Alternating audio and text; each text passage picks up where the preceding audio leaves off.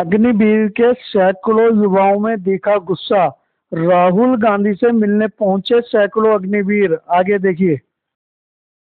नमस्कार, आप सबका यहाँ बहुत बहुत स्वागत। कैसा है मूड आपका? और जो हमारे एक्स सर्विसमैन के डिपार्टमेंट हैं, कांग्रेस पार्टी के जो इंचार्ज हैं, आपका भी यहाँ स्वागत। सबसे पहले शुरुआत में ही मैं आपको कहना चाहता हूँ कि हमने अपने मैनिफेस्टो में साफ लिख दिया है कि अग्निवीर स्कीम को हम रद्द कर देंगे, खत्म कर देंगे। अब आपके सवाल होंगे, आप पूछिए, मैं खुशी से जवाब दूंगा।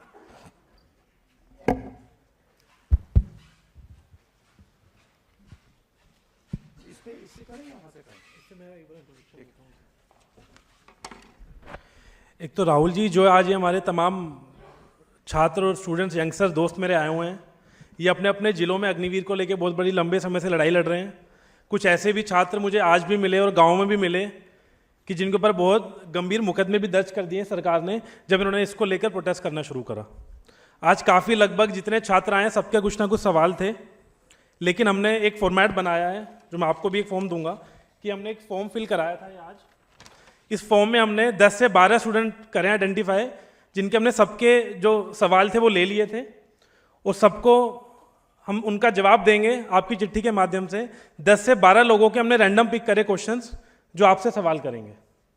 और एक बात मैं जरूर बोलना चाहूँगा अभी, कि ये पॉलिसी एक ऐसी सरकार और एक ऐसे प्रधानमंत्री जी लेके आए हैं जो खुद लगभग एक प्रदेश के 15 साल मुख्यमंत्री थे, लगभग 10 साल से देश के प्रधानमंत्री हैं, लगभग 75 साल उनकी उम्र है, और वो युवा साथी को बोल रहे हैं कि आप 4 साल में रिटायर कर जाओ। तो इससे ज़्यादा छल किसी युवा के साथ मैं नहीं समझता होता है।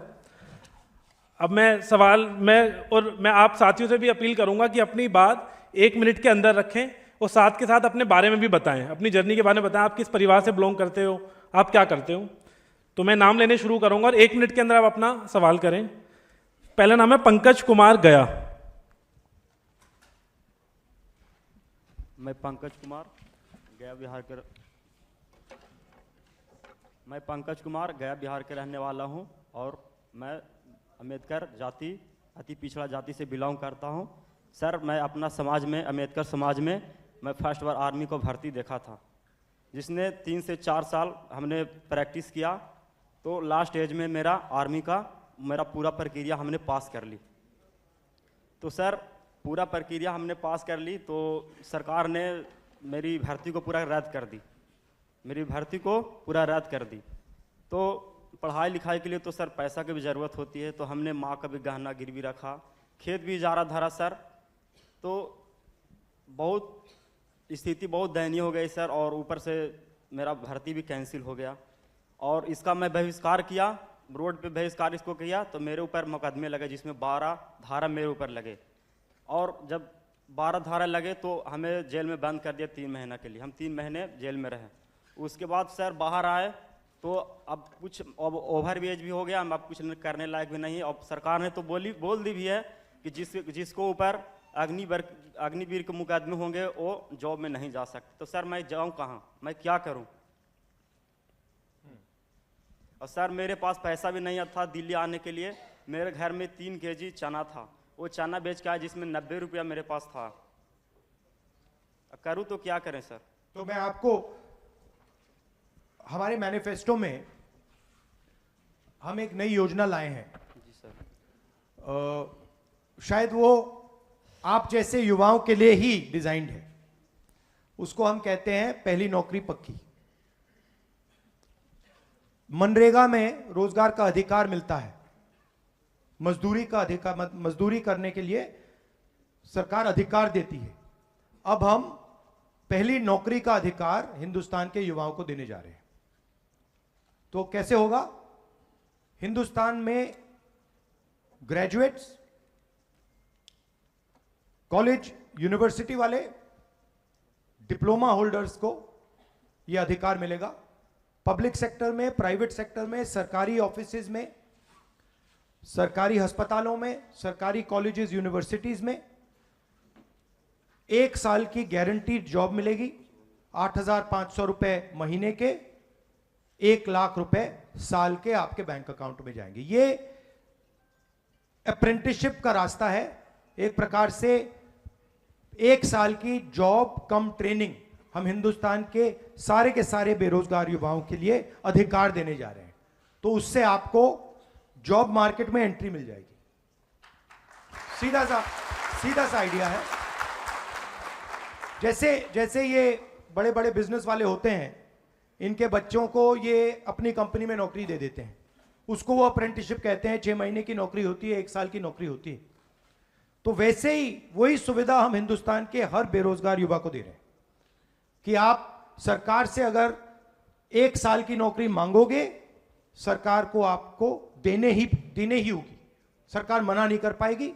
प्राइवेट सेक्टर में, पब्लिक सेक्टर में, अलग अलग संस्थाओं में वो नौकरी मिलेगी। 8,500 रुपए महीने के, 1 लाख रुपए साल के आपके बैंक अकाउंट में, आपकी ट्रेनिंग, और उसके बाद अगर आपने अच्छा काम किया तो वो परमानेंट जॉब आपको वहां मिल जाएगी। तो ये कांग्रेस पार्टी का एक आइडिया है। मगर देखिए, पिछले 10 सालों में जो रोजगार का सिस्टम है उसको खत्म कर दिया गया है। गलत जीएसटी लागू करके, नोटबंदी लागू करके, जो छोटे बिजनेस वाले, स्मॉल और मीडियम इंडस्ट्री वाले जॉब देते थे, उन सबको खत्म कर दिया है और सिर्फ अदानी, अंबानी, इन लोगों को पूरा फायदा दिया है। ये लोग जॉब नहीं दे सकते। ये लोग मतलब ज्यादा से ज्यादा 1,000, 10,000, 15,000 जॉब दे सकते हैं। ये लाखों करोड़ों लोगों को रोजगार नहीं दे सकते। तो पूरे सिस्टम को थोड़ा बदलना पड़ेगा। बैंक के दरवाजे छोटी कंपनियों के लिए, स्मॉल मैन्युफैक्चरर्स के लिए, आप लोगों जैसे एंटरप्रेन्योर्स के लिए खोलना पड़ेगा। वो थोड़ा लंबा काम होगा, मगर एकदम सरकार आने के बाद हम ये अप्रेंटिसशिप का अधिकार आप सबको देने जा रहे हैं। तो ये हमारी सोच है। सेकंड क्वेश्चन, ठेकेदार राउत, कालिंदी, उड़ीसा। बाबरिया जी, एसीआर क्या होता है? कॉन्फिडेंशियल रिपोर्ट होता है। जैसे मैं राहुल जी के साथ काम करता हूँ, 1 साल के बाद राहुल जी देखते हैं कि बाबरिया जी क्या काम कर रहे हैं, मगर वो उसमें कोई बड़ी एक ऑब्जेक्टिव की वजह कोई लाइकिंग डिसलाइकिंग से मेरे ख़त्म कर दिया कि तो बराबर नहीं है। तो जो उसका ICR होता है मेरा ख़त्म हो गया, तो मेरा आगे बढ़ने का रास्ता बंद हो जाता है। तो जहाँ तक आपकी सिस्टम का सवाल है, ऑफिसर्स होते हैं, अन्य अपर कास्ट से होते हैं, क्या होते हैं, तो वो लोग आपका रिपोर्ट ख़त्म कर देते हैं, तो आपको प्रमोशंस भी नहीं मिलता है और आपको सही जगह भी नहीं मिलती है। तो ऊपर जो अफसर बैठा होता है, सिंपल सी बात है भाई, ऊपर जो अफसर बैठा होता है उसको ACR का हक मिलता है। ACR मतलब एनुअल कॉन्फिडेंशियल रिपोर्ट। तो जो भी मुझे अच्छा नहीं लगता उसको मैं खत्म कर देता हूं। मैं सीनियर अफसर बैठा हूं, मुझे दलित अच्छे नहीं लगते, खराब ACR दे दी। मुझे OBC अच्छे नहीं लगते, खराब रिपोर्ट दे दी। यही सिस्टम है। तो साउथ अफ्रीका में जो अपार्थाइड का सिस्टम था, सुना आपने? वही चल रहा है हिंदुस्तान में। 10% लोग, 5% लोग ने पूरा सिस्टम पकड़ रखा है, कैप्चर कर रखा है। और वो जो चोट लगी है आपको अग्निवीर की, वो उन्होंने मारी है। आप अग्निवीर आया क्यों? आपको चोट लगी, मुझे बताओ अग्निवीर आया क्यों? हाँ ठीक है, डिफेंस बजट कम नहीं हुआ, सही है, आधा पकड़ा आपने। डिफेंस बजट कम नहीं हुआ, डिफेंस बजट उतना ही चल रहा है।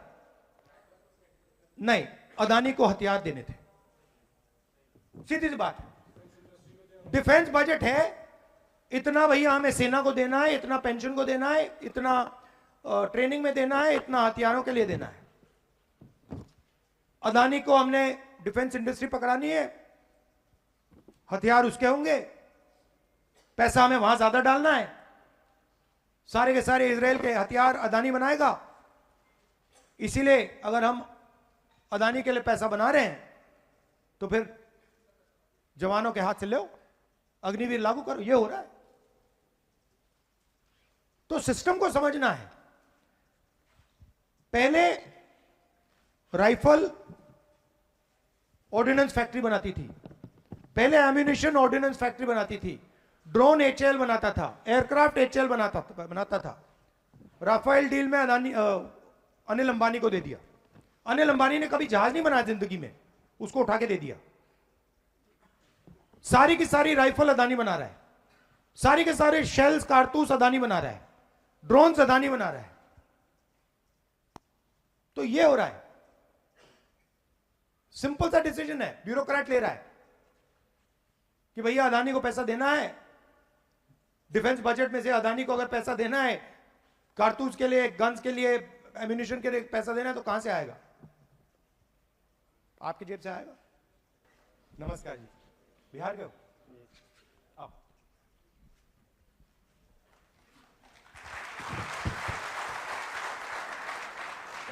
मैं पिंकू कुमार,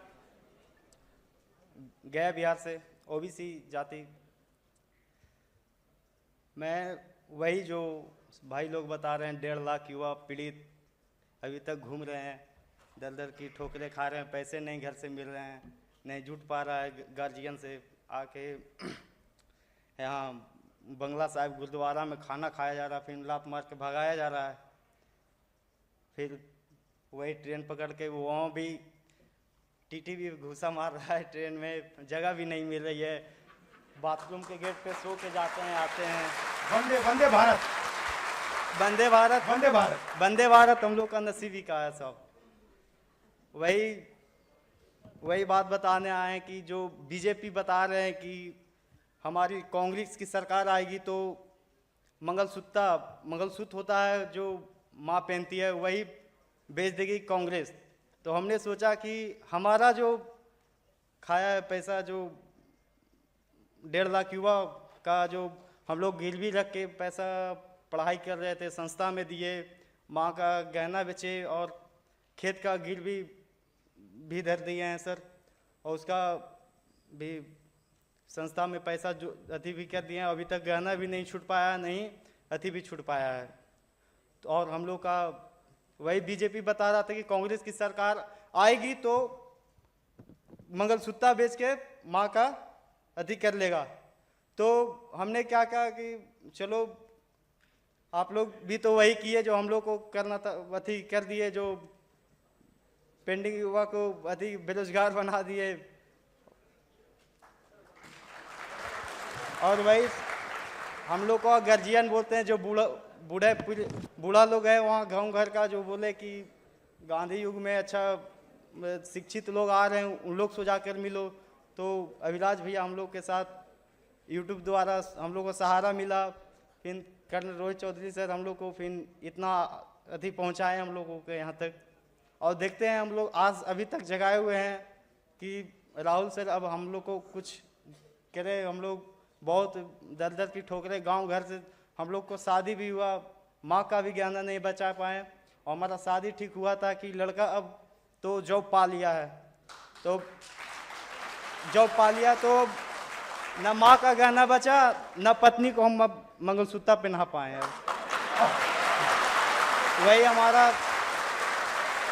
वही अब गांव से निकलते हैं तो बोलता है कि ये कौन जा रहा है, ये तो नकली फौजी है घर से का। वही सब ताने मारते हैं हम लोगों को जो, और पड़ोस तो खुश है कि हाँ चलो नकली फौजी यहीं, अब ये कुछ नहीं कर पाएगा। अब शादी भी नहीं हो रही है, जो लाते थे कि चलो ये लड़का फौजी बन गया, अब वो भी नहीं ला रहा है कि अब तो ये नहीं बेरोजगार हुआ है, अब वो भी नहीं आ रहा है कि हाँ ये लड़का का शादी होगा कि नहीं होगा, वो भी खत्म हो गया है। ये जो आपसे यही है कि हमारा ये भर्ती पूरा करवा दें, आप लोग से यही। नहीं, हम तो पूरी कोशिश करेंगे कि कोई ना कोई कॉम्पनसेशन 1,50,000 युवाओं को कोई ना कोई कॉम्पनसेशन तो हम देंगे। आखिरी बात, ये जो बोल रहे हैं मोदी जी बोल रहे हैं, हमारी महालक्ष्मी योजना है, पता नहीं आपने सुनी है नहीं सुनी है? सुनी है। पहली बार दुनिया की कोई भी सरकार महिलाओं के बैंक अकाउंट में सीधा पैसा डालने जा रही है, और 10-15 हजार रुपए नहीं, 10-15 हजार रुपए नहीं, 1 लाख रुपए साल के हिंदुस्तान की सबसे गरीब महिलाओं के बैंक अकाउंट में डाल रहे हैं। 8,500 रुपए महीने के, 1 लाख रुपए साल के गरीब परिवारों के बैंक अकाउंट में, महिलाओं के बैंक अकाउंट में हम डाल रहे हैं। तो मोदी जी को थोड़ी घबराहट है, इसलिए ये उल्टी सीधी बात बोल रहे हैं। सर तो हम मगर पूरी मदद करेंगे भैया, हम पूरी सोच कोशिश रहे होगी। कि हमारा ये मिशन कंप्लीट हो जाएगा। मिशन आपका कर देंगे। अब जैम हो रहे हैं। आपकी शादी में हो जाएगी। अभी तक चप्पल टूटल पहन के घूम रहे हैं इधर उधर सर। शादी हो जाएगी, शादी हो जाएगी। मैं आऊंगा आपकी शादी में, पक्का।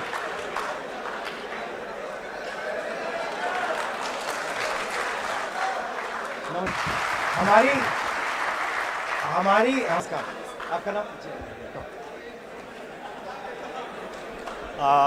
मेरा नाम जय मौर्य है और मैं काशी हिंदू विश्वविद्यालय का मैं छात्र रहा हूँ। तो जो विश्वविद्यालय में एक राजनीति का जो माहौल रहा है, तो उस पर मेरा प्रश्न है कि हमारे देश की जो आबादी है, लगभग 50% जो आबादी है वो 30 साल से कम युवाओं की है। और जो राजनीति की जो युवाओं की राजनीति में जो पहली सीढ़ी है, कहीं ना कहीं विश्वविद्यालय को माना जाता है। परंतु ये देखा गया है कि पिछले कुछ सालों से विश्वविद्यालयों में छात्र संघ के चुनाव को बंद कर दिया गया है। तो किस तरीके से युवाओं की राजनीति में भागीदारी बढ़ेगी, इस पे आपका क्या एक्शन रहेगा और क्या चीज़ें रहेंगी? नहीं, मेरी व्यू है कि विश्वविद्यालय में इलेक्शंस होने चाहिए, राजनीति होनी चाहिए। और मेरी थिंकिंग है कि ये जो विश्वविद्यालय में इन्होंने राजनीति बंद की है, ये इसीलिए की है कि 90% जो हमारे पिछड़े वर्ग के लोग हैं, दलित हैं, आदिवासी हैं, गरीब जनरल कास्ट के लोग हैं, ये राजनीति में मतलब एग्रेसिवली ना आ पाए। तो ये तो हम इसको ख़त्म कर देंगे। और एक दूसरा क्वेश्चन था कि जो सक्रिय राजनीति है उसमें जो जातिगत आधार माना जाता है कि जिसकी जितनी हिस्सेदारी है उसको उतनी भागीदारी, तो राजनीति में इसको कैसे शुरू किया जाएगा कि जिसकी जितनी हिस्सेदारी है उसको राजनीति में उतनी जगह दी जाए? इसमें देखिए एंड में क्या होता है, एंड में जो जिसकी पकड़ होती है, अब अगर वो ओबीसी है उसकी पकड़ नहीं है तो उसका कोई मतलब नहीं है। जिसकी पकड़ होती है उन लोगों को, चाहे वो ओबीसी हो, दलित हो, पिछड़े वर्ग का हो, जनरल कास्ट का हो, जिसकी पकड़ हो, जिसकी ज़मीन से पकड़ हो, उसको प्रमोट करना चाहिए पार्टी में। इस बार अगर आप देखें हमारे टिकट्स में हमने बहुत ज़्यादा, पहले से बहुत ज़्यादा ओबीसी वर्ग के लोग हमने दिए हैं, आदिवासी लोग दिए हैं, दलित तो देते ही हैं। तो तुम्हारी कोशिश है, बट मुझे लगता है कि नई जेनरेशन के लोगों को आना चाहिए, आप लोगों को आना चाहिए, और हम आप लोगों के लिए जगह बनाने के लिए बिल्कुल तैयार हैं। हम रुके हुए हैं कि आप जैसे लोग आएं और हम आपको कांग्रेस पार्टी में प्रमोट करें। कहूंगा नमन प्रयागराज और साथ में ऋतु भी इधर आ जाए तो हमारे लिए थोड़ी आसानी होगी। नमन किस चीज़ में? उसके बाद ऋतु हरियाणा।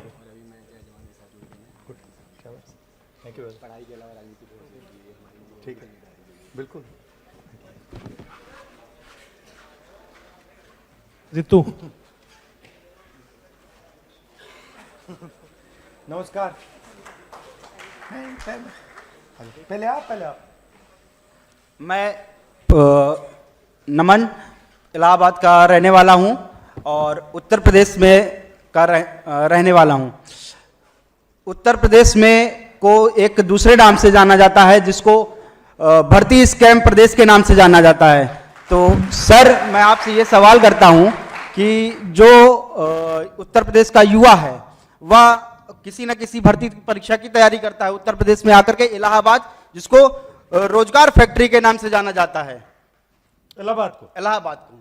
इलाहाबाद में विश्वविद्यालय है, इलाहाबाद यूनिवर्सिटी, जिसको रोजगार फैक्ट्री के नाम से भी जाना जाता है। और हर एक युवा उत्तर प्रदेश में एक नौकरी की आस से आता है, परंतु जो भी छात्र युवा वहां आकर के नौकरी की तैयारी करता है, उसको किसी न किसी भर्ती के नाम पे छला जाता है। छलावा इस प्रकार होता है कि पहले भर्ती के नाम पे आवेदन निकाले जाते हैं और आवेदन के नाम पे छात्राओं से फीस ले लिया जाता है, और आखिरी में जब चरण आता है परीक्षा देने का, तो परीक्षा देने के बाद छात्रों को बताया जाता है कि पर्चा लीक हो गया। इस तरह से एक छात्रों का एक शोषण किया जाता है। इस तरह क्या आपकी सरकार जब बनेगी तो क्या उत्तर प्रदेश में पर्चा लीक का और भर्तियों में धांधली का जो मामला उजागर होता है उत्तर प्रदेश में सबसे ज़्यादा होता है, तो क्या यह बंद हो पाएगा कि नहीं? हमने मैनिफेस्टो में लिखा है कि हम एक नया कानून लाएंगे। पेपर लीक में हम दो चीज़ें कर रहे हैं। एक नया कानून लाएंगे, सख्त कानून होगा, जो भी ये काम करेगा उसके खिलाफ ज़बरदस्त हम कार्रवाई कराएंगे। और दूसरी बात, ये नया फैशन बना है कि प्राइवेट कंपनियां एग्ज़ाम दे रही हैं, तो हम ये बंद कर देंगे और पब्लिक जो एग्ज़ाम्स हैं ये सिर्फ सरकारी देता है। तो ये दो हमारे आइडियाज़ हैं इस पे। अगर आपके कोई सुझाव हैं हम उनको भी इनकॉर्पोरेट कर सकते हैं। ठीक है, थैंक यू। ऋतु, नमस्कार। नमस्कार। नमस्कार, मेरा नाम ऋतु है। मैं बहादुरगढ़ हरियाणा से बिलोंग करती हूँ। मेरे पिताजी एक किसान हैं, मैं आम किसान परिवार से बिलोंग करती हूँ। मेरा सवाल यह है कि महिलाओं को मानसिक तौर पर और शारीरिक तौर पर योग्य नहीं समझा जाता कि वो आर्मी में जाकर अपना योगदान दें, और मेरा सपना है कि मैं कमांडो फील्ड में जाके एक कमांडो बनूं। और जहाँ तक बात की जाए अग्निवीर महिलाओं की, वह अपनी क्षमता को प्रदर्शित कर कर भी वापस उसी मानसिकता में उनको लौट कर आना होता है। तो मेरा सवाल आपसे यह है कि आप अग्निवीर महिलाओं के लिए और महिलाओं की भर्ती को लेकर सेना में आपकी क्या योजनाएं हैं, अगर आपकी सरकार आगे आने वाले टाइम में आती है? नहीं, देखिए, अग्निवीर को तो हमारे मैनिफेस्टो में लिखा है कि हम खत्म कर रहे हैं। तो अग्निवीर को तो स्क्रैप करा जाएगा अगर हमारी सरकार आएगी। जो पहला सिस्टम था, जो परमानेंट सिस्टम था, पेंशन वाला सिस्टम उसको हम फिर से लागू करेंगे। जहाँ तक महिलाओं की बात है, देखिए, ये अंत में ये डिसीजन सेना का होता है, मगर मेरी पर्सनल राय है कि महिलाओं को भी सेना में एक्सेस मिलनी चाहिए और जगह मिलनी चाहिए। बट अंत में ये डिसीजन ये सेना का डिसीजन है, और ये सेना को डिसाइड करना चाहिए कि कहाँ, किस प्रकार से और कितनी महिलाओं को वो यूज कर सकते हैं। मगर मैं चाहता हूं कि ज्यादा से ज्यादा महिलाओं को सेना में, वायुसेना में, नेवी में जगह सर, लेकिन अगर देखा जाए कमांडो की भर्ती में सिर्फ 3% महिलाएं हैं जो कमांडो के लिए अप्लाई करके आगे बढ़ी हैं। उनके लिए अपॉर्चुनिटी को पहले ही बंद कर दिया जाता है, क्योंकि ये मानसिकता ऑलरेडी है समाज के अंदर कि वो शारीरिक तौर पर सशक्त नहीं है आगे बढ़ने के लिए। तो इस चीज़ को लेकर आपकी क्या राय है? आप आगे क्या करेंगे ताकि महिलाओं के लिए अपॉर्चुनिटी गेट खुल जाए? नहीं, देखिए, आजकल मॉडर्न वेपनरी के साथ शारीरिक मतलब इतना डिफरेंस, इतना असर नहीं पड़ता है। मॉडर्न वेपनरी के साथ जो काम, मतलब अगर आपने राइफल मारी, मैंने राइफल मारी, मतलब मरेगा तो दोनों से मरेगा, ये तो बात नहीं है। तो मैं इस बात को एक्सेप्ट नहीं करता हूं कि महिलाएं ये काम नहीं कर सकती हैं, कमांडो बन सकती हैं, सब कुछ कर सकती हैं। तो हम एवेन्यूज बनाएंगे और हम सेना से, पैरामिलिट्री से बात करके कोशिश करेंगे कि ज़्यादा से ज़्यादा महिलाएं आर्मी में और स्पेशल फोर्सेस में जा पाएं।